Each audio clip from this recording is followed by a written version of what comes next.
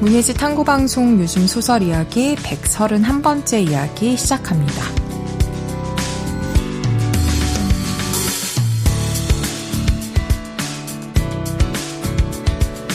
안녕하세요. 저는 해방촌에서 문학서점 고요서사 운영하고 있는 차경희입니다. 안녕하세요. 저는 KBS 1라디오에서 라디오 프로그램 제작하고 있는 이주영입니다. 네, 오늘은 저희가 문학수첩 2023년 상반기호. 네. 이게 반년간지. 반년간지. 네.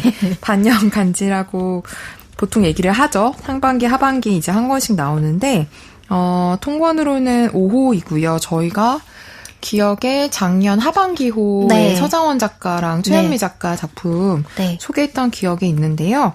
이번 상반기호 간단히 살펴보고 여기에 실린 작품 가운데서는 최은영 작가의 사라지는 사라지지 않는 이라는 작품 이야기 해보겠습니다.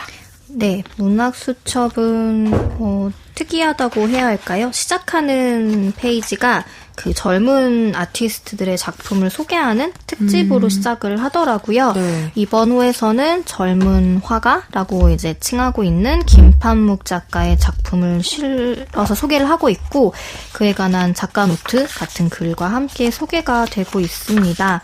그리고 주요하게 볼만한 특집은 메타버스를 주제로 그 미디어 관련 글을 쓰는 김지윤 작가의 이론과 함께 소설가 4명이 메타버스 소설이라는 어떤 주제에 맞춰서 소설을 싣고 있어요. 그래서 어떻게 보면 SF 소설로 볼 수가 있는 거죠. 어떤 유토피아, 디스토피아에 관련된 소설들이 실려 있고요. 그리고 신작시에는 박혜람, 신용목, 신혜경, 이선영, 이소연, 전동균, 황인찬 시인의 작품이 실려 있습니다. 그리고 단편 소설에서는 서동원, 최은영, 최지연 작가의 소설이 실려 있습니다. 네. 그리고 이번 호부터 특별히 희곡 작품이 실리게 됐다고 해요. 황수아 작가의 희곡 작품이 실려 있는데 희곡을 문예지에서 읽어보는 것도 좀 새로운 낯선 경험이더라고요. 그러게요. 다른 문예지에서는 본 적은 없는 것 같아요. 네, 저도요. 그리고 아마 분량의 그것도 있을 것 같은데 네, 어쨌든 네. 저희가 이 지면에서 읽어볼 만한 분량으로 소개가 되고 있으니까 희곡을 읽는 경험을 사실 흔하게 하는 건 네. 아니잖아요. 함께 보셔도 좋겠습니다. 네. 저희가 이 중에서는 최은영 작가 작품 골랐는데요. 이 소개한 지 한 반년 정도 된 것 같다는 생각이 최은영 작가 네, 작품이요? 드네요. 네. 지난번에 가족 이야기 네. 저희가 소개했던 걸로 기억이 나는데 이번 사라지는 그리고 쉼표 있고 사라지지 않는 이 작품도 가족 이야기를 다루고 있는 네. 작품인데요. 네. 제가 밝은 밤이라는 작품도 되게 좋아하는데 거기서도 사실 어떤 여성들의 일대기 같은 통사를 볼 수 있는 네. 그런 이야기들을 제가 최은영 작가님 작품에서 최근에 좀 그러니까 저의 독서의 어떤 그런 속도로 접했던 것 같아요. 근데 이번에 이제 수록된 사라지는 사라지지 않는이라는 작품 또한 어떤 노년에 접어든 60 정도로 나오는 기남이라는 여성의 어쩌면 일생을 네. 압축적으로 좀 보여주는 네. 그런 단편 소설이어서 저한테는 크게 그렇게 연관이 있는 것 같지는 않으면서도 여전히 저의 마음속에서는 밝은 밤이랑 좀 연결이 되는 네. 그런 작품처럼 느껴졌어요. 근데 뒤에서 이제 자세히 이야기를 하겠지만 또 그렇게 느꼈던 이유 중에 하나가 뭘까 생각해보면 그 밝은 밤에서 그 어려운 좀 세월들을 헤쳐나오는 그 여성들의 이야기가 되게 따뜻하게 저를 감싸는 빛 같은 게 있다는 생각을 좀 들었었거든요. 네. 근데 이 사라지는 사라지지 않는도 저한테 약간 그런 한 줌의 빛 같은? 근데 그 한 줌의 빛이 되게 온 아픔을 좀 끌어안을 수 있는 그렇게 감싸주는 아주 큰 위로가 되는 그런 빛 같은 걸 제가 이 안에서 느꼈기 때문이 아닐까라는 생각이 좀 들더라고요. 네. 그래서 일단은 줄거리 먼저 설명을 해드리면 이 아까 말씀드린 기남이라는 여성이 초점 화자인데요. 60 정도 된, 60 정도 된 여성이고 이 기남이라는 여성에게는 딸이 2명이 있어요. 한 명은 진경이고 한 명은 우경인데 이 진경이라는 딸은 40대 초반인 딸은 기남이가 직접 낳은 딸은 아니에요. 기남이가 남편과 결혼할 때 남편의 전처와 사이에서 나온 5살짜리 딸이 진경이고 기남이 남편과 결혼을 해서 얻은 딸이 우경이라는 딸인데 진경과 우경은 그래서 한 8살 정도의 나이 차이가 좀 있고요. 근데 이제 진경과 우경이 사이가 별로 좋지가 않았고, 근데 그게 이제 우경이 약간 좀 가족과 좀 멀리 하면서 좀 진경과 거리를 뒀고, 진경은 조용히 자랐지만 어떤 상처나 계기를 통해서 알코올 중독에 걸려 있는 상태, 박사과정으로 연구원에서 되게 일을 하고 있지만 속으로는 되게 알코올 중독으로 힘들어하는 그런 딸이고, 우경 같은 경우는 진경과 완전히 반대로 자기 몫을 되게 잘 챙기고 자기 앞가림을 되게 잘하고 좀 씩씩한 그런 타입인데, 가족들, 특히 아버지의 사랑을 좀 많이 받았음에도 불구하고 고등학교 졸업 후에 바로 미국으로 유학을 가버리면서 아예 가족과 좀 단절을 해버린 그런 딸이에요. 그래서 기남은 몇 년 전에 이제 남편이 이제 돌아가고 진경과 우경만 남았는데, 우경이 그때 미국에서 결혼을 한 다음에 좀 살다가 홍콩으로 넘어갔는데, 오랜만에 그 우경이 홍콩으로 놀러 오라며 기남을 초대를 한 거죠. 그래서 기남이 우경을 만나러 홍콩에 도착을 해서 홍콩에서 머무는 며칠간의 이야기가 이 소설의 전체적인 좀 틀을 잡고 있는 현재의 서사예요. 근데 이제 그 안에서 이제 기남의 생애도 나오고, 이 가족 안에서 좀 갖고 있는 어떤 균열이나 어떤 아픔 같은 것들이 기남의 시선으로 그려지는데, 이런저런 소소한 사건들 사이에서 되게 빛나는 존재가 이 우경의 아들인 마이클이라는 아이인데요. 앞니가 빠진 걸로 봐서는 7살 혹은 8살? 남자아이 같은데, 이 마이클이 기남을 몇 번 보지도 못한, 그렇게 친밀하게 지내지 않은 손자임에도 불구하고 기남에게 되게 따뜻한, 다른 사람이 줄 수 없는 어떤 그런 위로 같은 것을 건네주는 그런 존재여서 마지막에 마이클과 기남이 나누는 대화도 되게 인상이 깊고, 그래서 기남이 좀 살아온 세월이 되게 좀 슬프고 지금 현재 상황도 녹록지 않지만 결과적으로 마이클을 통해서 좀 기남이 따스함의 조각 하나를 좀 손에 쥐는 약간 그런 식의 이야기로 좀 마무리가 되는 작품입니다. 저도 작품 되게 따뜻한 마음으로 잘 읽었고요. 약간 진짜 그 밝은 밤 이후에 발표하시는 소설마다 그러니까 다 읽은 건 아니라서 그렇다고 단정 지을 수는 없겠지만 어떤 가족이 있고 저번에는 꼭 여성만이 아니라 어떤 형제관계라던가 남매관계 안에서의 이야기라던가 그 가족 안에, 그러니까 지금 현재 시점의 이야기와 함께 그들의 전사가 펼쳐지는 이야기들이 작년과 이제 올해 이 작품까지 포함해서 그런 가족의 이야기, 그 관계에 대한 이야기, 그리고 어떤 초점 화자 혹은 어떤 주요 인물들에게 조금 더 깊숙하게 들어가는 이야기들로 최은영 작가의 단편들을 많이 접하고 있는데, 그럴 때마다 그러니까 이 소설 인물들의 고유함과 함께 어느 한 대목이나 어떤 인물에게서는 읽는 사람도 굉장히 공감할 수 있는 어떤 보편성을 갖고 있는 점이 늘 탁월하면서도 매력적이라는 생각을 했던 것 같아요. 그리고 저 역시 이 기남이라는 그 할머니인 거죠. 할머니뿐만이 아니라 여기서는 기남의 마음이 많이 드러나고 있긴 하지만 우경의 마음이나 진경의 마음도 되게 궁금해지더라고요.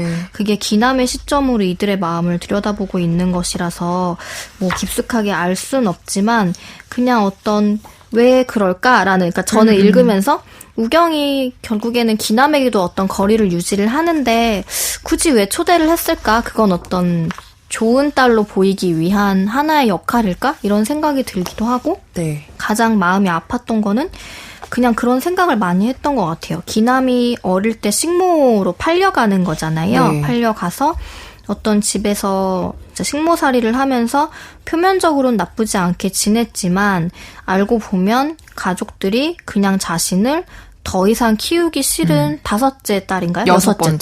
여섯 번째 딸을 그냥 키우기 싫어서 아들을 그 다음에 놓았고 그냥 키우기 귀찮다는 이유로 뭔가 팔려간 것 같은 누가 그렇게 얘기를 했을 때 그거를 자신도 부정하지 못하고 심지어 그렇게 자라났는데 우경의 집에 있는 입주 가정부를 보고 자신의 과거를 떠올리기도 하고 우경이 시어머니와는 굉장히 좋게 지내고 네. 시어머니가 자신에게 굉장히 도움이 된 존재라고 이제 우경이 되게 강조해서 이야기하잖아요. 네.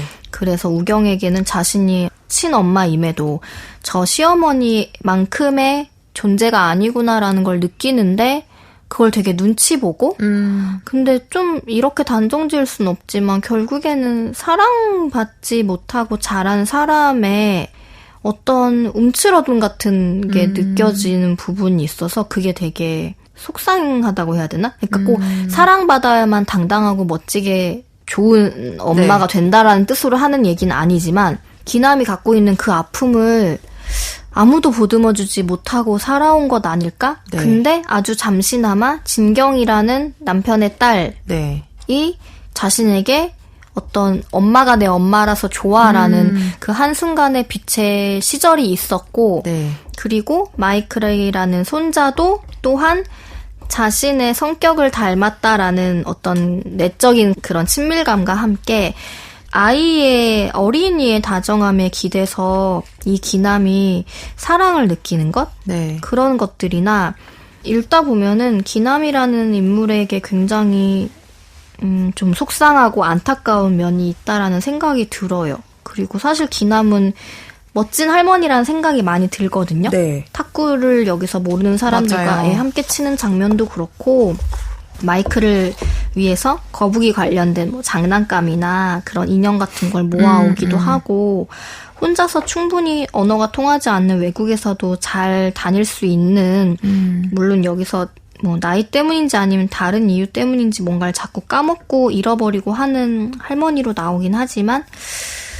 그냥 우리가 곁에서 봤을 때 기남은 충분히 멋있는 엄마이자 할머니로 보일 법한데 이 안에서 들여다보면 어떤 그런 사랑을 부모뿐만이 아니라 자녀에게서도 충분히 그런 성립하지 못하는 애정관계가 그런 것들이 되게 안타까웠고 하지만 읽으면서 역시 모든 가족이 화합하고 화해할 수 없다라는 것 또한 현실적이라는 그러니까 분명히 현실에 존재한다라는 네. 그런 생각을 했던 것 같아요. 하지만 홍콩에서 어떤 장면들이나 과거의 장면들에서 뭐 더 앞으로 얘기하겠지만 그리고 마이클이라는 어린 아이의 말들이 네. 진짜 소설에 어린이들이 많이 등장해서 어떤 그 어른의 시선으로 보는 순수한 대사들이 있잖아요. 네.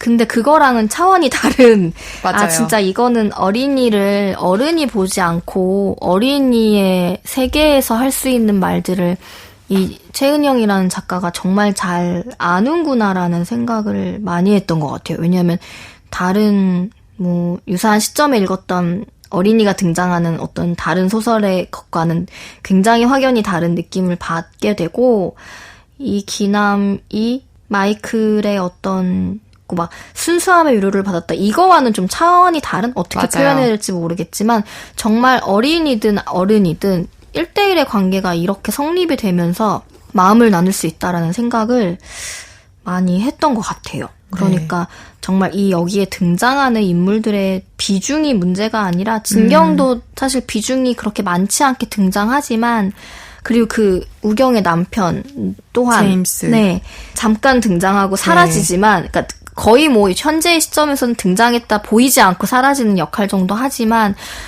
너무 그 끔찍하게 어떤 기남과 진경이 부정할 수 없게 만드는 어떤 면을 갖고 있다라는 거 그런 것들이 굉장히 잘 느껴지고 그래서 이 소설에서는 늘 그래왔지만 주요 인물이든 아니든 무언가 하나라도 놓치고 있지 않구나라는 그런 감탄을 하면서 그러니까 읽은 후에는 그런 감탄까지 가는 거죠. 네. 읽을 때는 그런 건 생각 안 하고 빠져들어서 읽지만 네.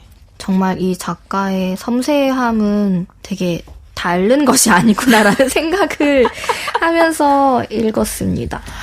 네. 그러니까 여기 감탄을 할 수밖에 없어요. 저도 네. 최은영 작가의 내공에 그냥 뭐 감탄 외에 무엇을 할 수 있을까 싶은데요. 네.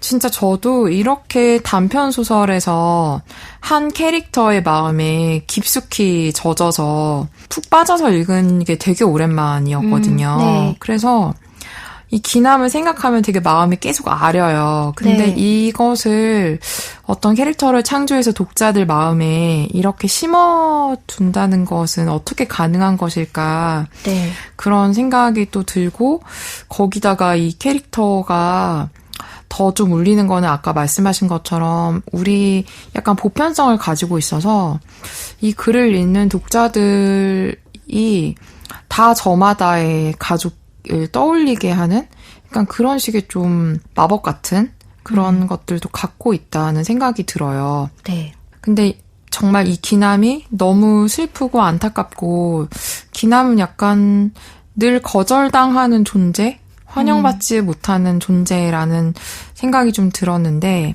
근데 그럼에도 불구하고 저는 기남이 너무, 저도 되게 멋있다고 생각하는 네. 건, 기남은 그렇게 자라왔는데도 불구하고 누구를 사랑할 줄 알고, 자기보다 약한 사람이나 자기와 비슷한 처지의 사람이나 혹은 다른 사람의 좀 슬픔이나 고통을 기남은 되게 섬세하게 잘 느끼고 이해해 줄 수 있는 사람이잖아요. 그런 되게 보석 같은 마음을 가진 그런 존재라는 그 아름다움이 저한테 좀 계속 좀 깊은 울림으로 좀 남아있고, 같은 차원에서 진경이라는 캐릭터도 사실은 진경에 대해서 그렇게 많이 나오는 게 아닌데, 네. 아까 말씀하신 것처럼 그냥 진경이 되게 20대 들어서 알코올 중독이 네. 되었고, 그 다음에 여전히 술을 끊지 못한 채 그런 식으로 이제 생활을 영위하고 가고 있는 그런 진경의 모습을 좀 그냥 장면 보여줬을 뿐인데, 저는 왜 진경의 생애를 그냥 다 이해할 것처럼 느껴지는 건지 너무 신기하면서도 기분이 되게 이상하더라고요. 그리고 우경 같은 경우에도 사실은 여기서 좀 상당히 이제 기남한테 상처도 많이 주고 그런 인물로 나오지만, 저는 마지막에 가서는 우경도 조금 이해한다기보다, 그러니까 우경이 기남을 사랑하고 있었구나라는 힌트 같은 것? 그런 것을 또 느낄 수가 있어서, 어떤 캐릭터도 이렇게 온전히 미워하기 어렵게 네. 만들어 놓은 이런 것들이 정말 대단하다. 근데 막 이게 어떤 저한테는 엄청난 뭐 치밀한 설계 혹은 엄청나게 머리를 써서 좀 쌓아 올린 설계도 같은 그런 작품이라기보다는 약간 작가가 진짜 가슴을 좀 움직여서 쓴, 그래서 작가의 진심을 내가 조금은 알아차린 것 같은 그런 느낌을 좀 저한테는 주더라고요. 그래서 더 이 작품이 저한테는 조금 소중하고 네. 읽게 되어서 반갑다는 생각이 드는 그런 작품이었습니다. 네. 근데 정말 디테일을 하나도 얘기 안 했는데도 이렇게 할 얘기가 많네요. 네. 네. 저는 우경이 엄마를 사랑한다라는 거에도 동의를 하지만 네.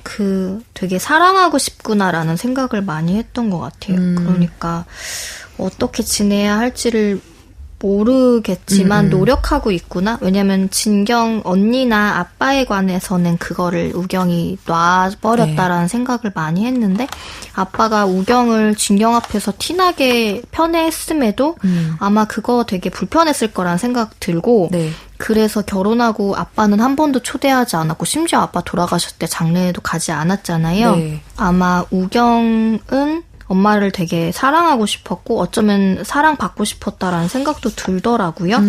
그리고 기남에 대해서 좀 더 얘기하자면 인상적이었던 게 그 생모를 만나러 가는 자리가 한 번 있잖아요. 네. 그런데 그게 굉장히 안 좋은 결말로 결국에는 친가족과는 그분이 완전히 다쳐버리는 그 돈을 받고 끝나는데, 근데 인상적이었던 거는 생모가 기남에 결혼하기 전해 죽었고, 그 사이에 이제 이제 생신 자리에 이렇게 연락을 했던 큰 언니는 가끔 기남에게 전화를 걸어서 그런 소식들을 전했는데, 아마도 그 큰 언니는 죽었을 거라고 기남이 짐작을 하잖아요. 네. 그 이유는 죽지 않았다면 살아있는 한 어떻게든 기남의 연락처를 알아내어 연락을 했을 거고, 그 어설픈 관심이 기남의 오래된 상처를 헤집고 일상의 평화를 침해했다는 것을 과연 그 언니가 몰랐을까? 이런 대목이 나와요. 네. 근데 기남이 느끼는 거죠. 그 언니가 자기에게 어떤 시해의 대상으로 대했다라는 사실을. 네. 저는 이게 비뚤어진 반응이라고 생각을 받아들이지 못했던 게, 그 언니가 자신의 삶은 그래도 기남의 것보다는 나았음을 끝까지 확인하고 싶었던 것 같아라는 느낌을 받는 거죠. 네. 그리고 기남조차 주영님 말대로 그러니까 여기 나오는 모든 인물들이 절대적으로 선하고 옳은 인물은 없다라는 생각이 드는 게 기남도 자신이 알고 있는 거죠. 마이클이 저는 이 대목이 되게 좋았는데 부드러운 표정으로 기남을 바라보면서 부끄러워요? 라고 얘기를 했을 때 네. 내가 지금 온 생애를 지나왔을 때 부끄러움이 있구나라는 걸 인정하잖아요. 네. 그게 눈치를 본다고 아까 표현했지만 사실 미안함이 있는 사람은 수치심과 함께 그게 결국 상대에게 느껴진다는 생각을 하는데 네. 기남이 우경의 눈에 비칠 자신의 모습 그리고 멀리 떠나가게끔 했을 때 결국에는 가족 두 아이뿐만이 아니라 남편과의 관계에서도 자신이 한 번도 맞서지 못하고 이 가족의 화해를 도모하지 못했다는 거.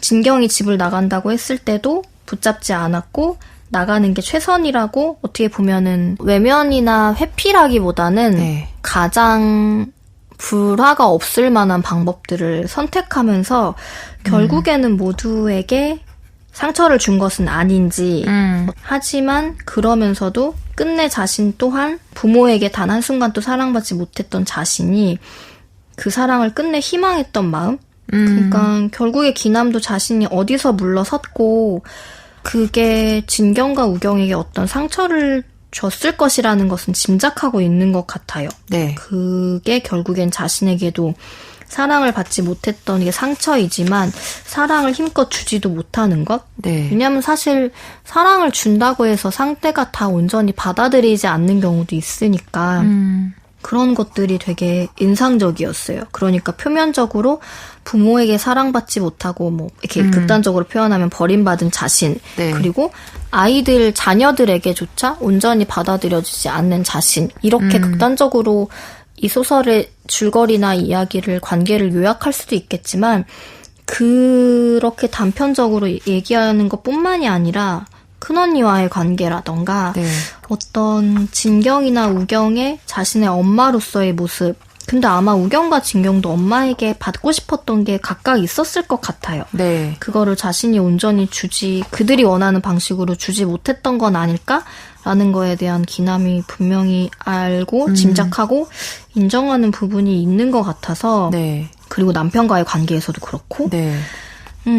근데 이제 마이클이 그렇게 얘기를 해주잖아요. 부끄러워도 되고 부끄러운 건 귀여운 거라고. 네. 그 말이 어린이가 해서 이게 더 순수하게 와닿는다기보다는 결국 기남은 부끄러움의 감정을 평생 품어왔는데 그래도 된다라는 그 순순한 인정이 네. 얼마나 기남의 마음을 풀어줬을까라는 네. 생각이 드는 거죠. 어떻게 네. 보면 온 삶이 가장 자신에게 중요한 가족들에게 부끄러움을 품고 살아왔던 거잖아요. 네. 자기 스스로에게도. 네.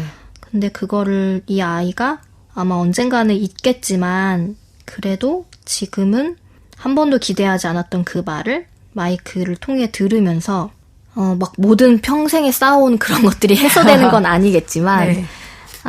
어떤 자신에게 여전히 사랑하는 마음 그리고 사랑을 바라고 사랑을 주고 싶은 마음이 남아있구나라는 그 깨달음이 그것조차 인정하지 못하는 사람도 있잖아요. 네, 네. 네, 근데 기남은 역시 멋있는 사람, 그러니까 스스로 서 있기를 원하는 사람?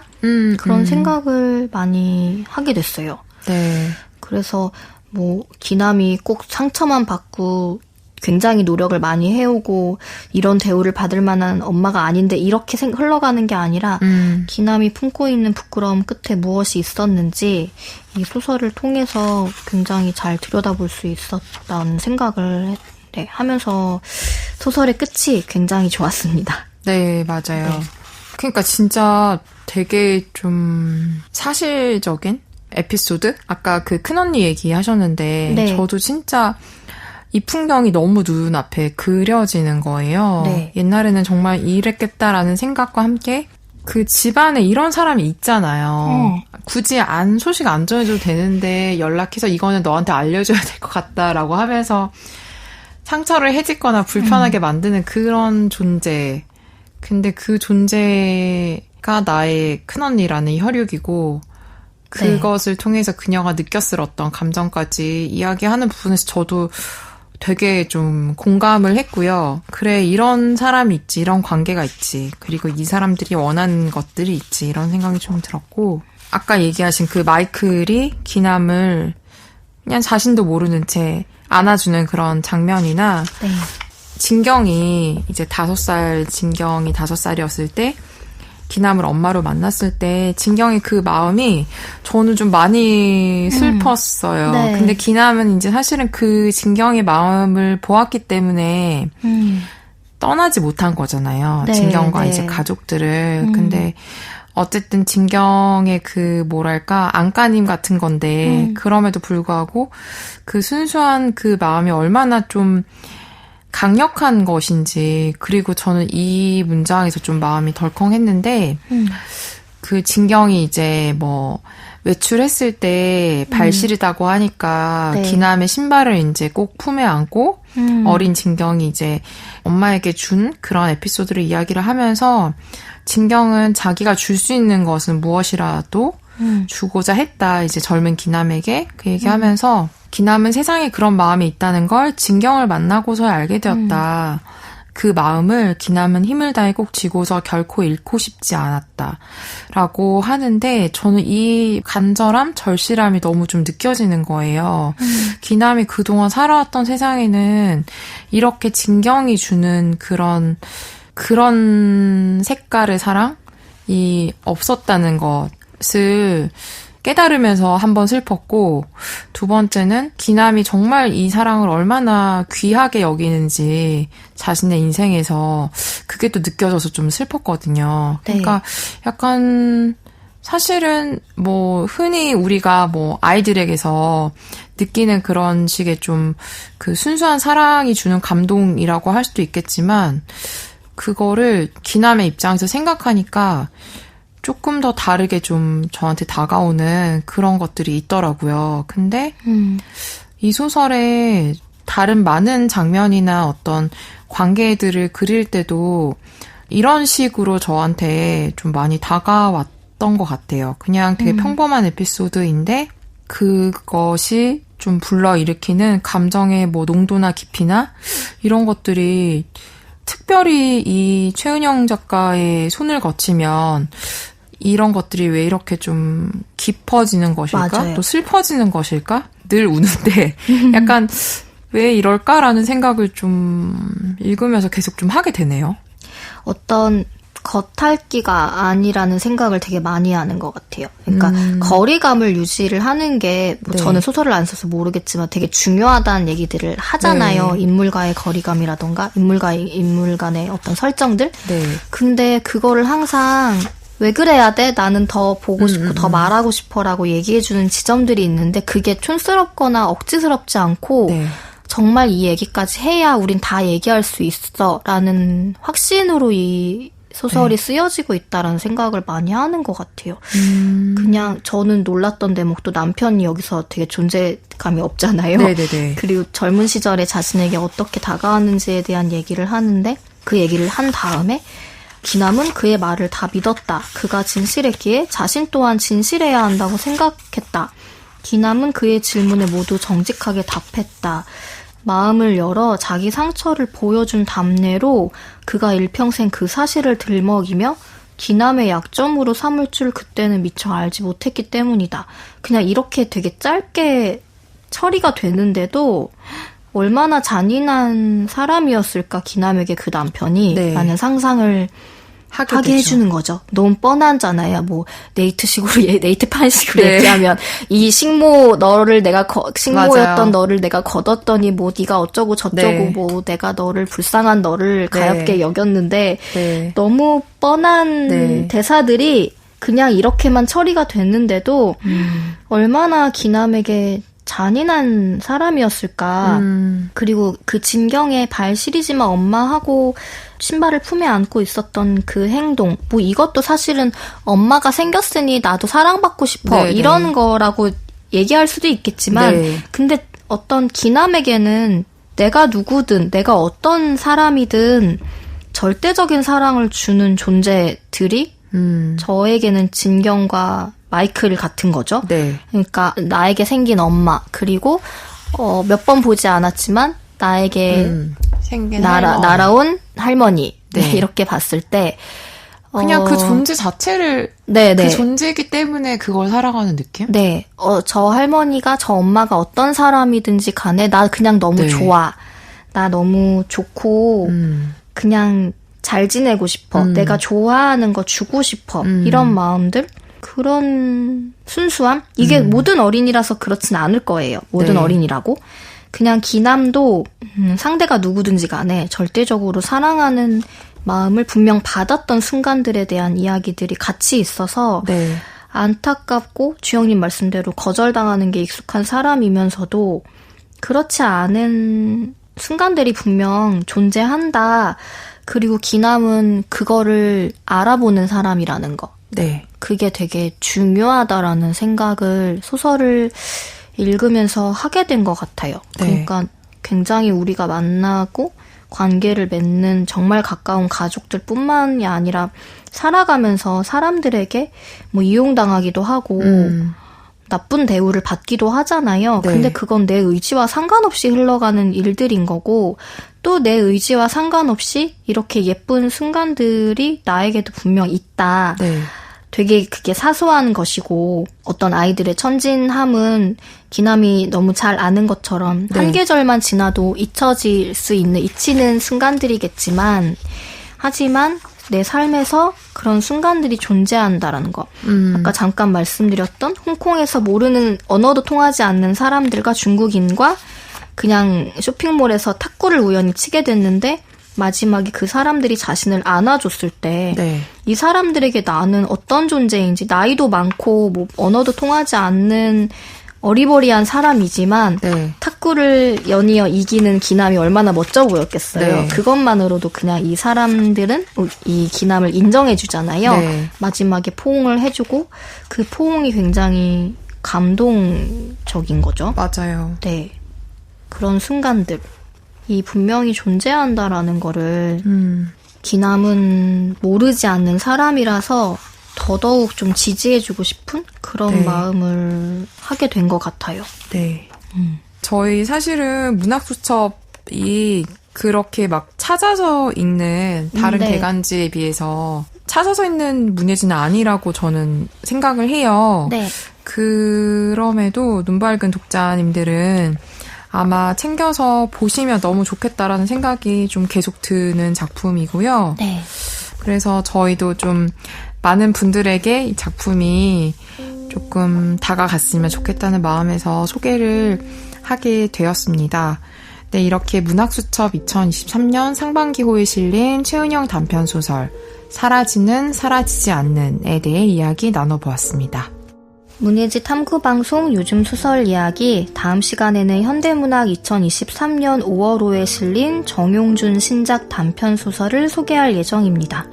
최은영 소설 사라지는 사라지지 않는의 일부를 주영님의 낭독으로 들으시면서 저희는 다음 시간에 인사드리겠습니다.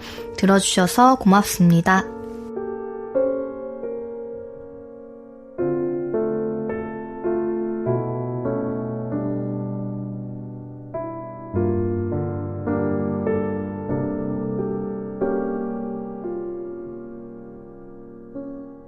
기남은 마이클의 머리칼을 쓰다듬으면서 가만히 고개를 끄덕였다. 마이클은 기남을 몰랐고 기남이 살아온 시간을 몰랐다. 하지만 그 순간 기남에 대해 아무것도 모르는 그 애가 오히려 기남보다 기남을 더 많이 이해하고 있는 것처럼 느껴진 건 무슨 이유였을까? 부끄러워도 돼요. 기남은 그 말을 믿을 수 없었다. 한 번도 기대하지 않았던 말. 기남은 그 말을 잊을 수 없으리라고 생각했다. 자신의 이야기가 기남의 마음에 어떤 파문을 일으켰는지 모르는 마이클은 그 자리에 앉아서 계속 이야기했다. 여자친구 에밀리에 대해서, 바다거북의 산란지 카보베르데에 대해서, 그곳에서 새끼 거북들이 어떻게 바다를 향해 가는지에 대해서. 마이클의 얼굴을 바라보면서 귀남은 그 애가 한 계절만 지나도 오늘의 일을 잊을 거란 걸 알았다. 그리고 더 많은 시간이 지나면 자신이 그 애에게 거추장스러울 필요도 없는 멀고 낯선 혈육이 된다는 것도. 하지만 그 사실이 자신을 더는 슬프게 하지 않는다고 귀남은 생각했다. 할머니. 자신을 부르는 마이클을 보며 귀남은 고개를 끄덕였다. 그 작고 연약한 순간이 아직은 자신을 떠나지 않았음을 바라보면서.